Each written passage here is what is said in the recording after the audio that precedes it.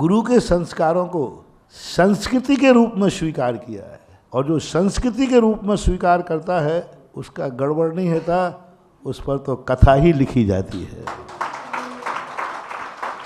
और उस कथा लिखने का समय कल शाम को और आज प्रातःकाल बहुत ऊहापोह के साथ सारे ज्योतिषाचार्यों से बैठ करके हम लोगों ने सबसे करके श्री दिगंबर जैन सिद्ध क्षेत्र कुंडलपुर में 16 तारीख को पद प्रतिष्ठा महोत्सव का तारीख घोषित किया।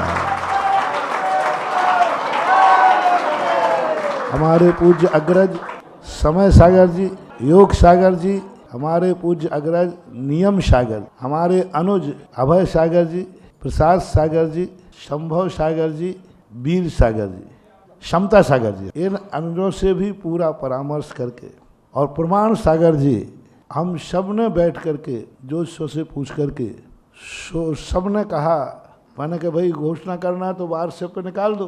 उन्होंने कहा नहीं, ये घोषणा तो इस मंच से होना चाहिए।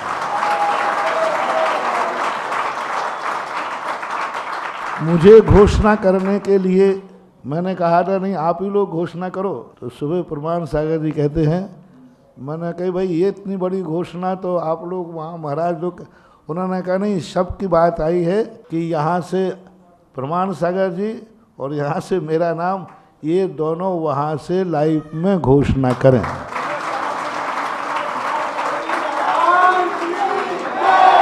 तो मैं अपनी इच्छा से घोषणा नहीं कर रहा हूँ, संघ की सहमति से, संघ के आदेश से जो उन्होंने कहा उसको सबको लेकर के 16 अप्रैल 2024 एक संस्कृति का इतिहास रचने वाला दिन होगा।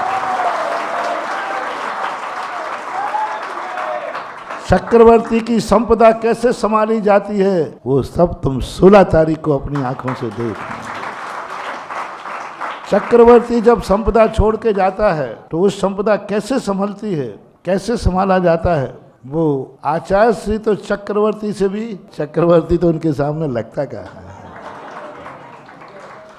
और उनकी संपदा तो अलौकिक है, अनुपम है।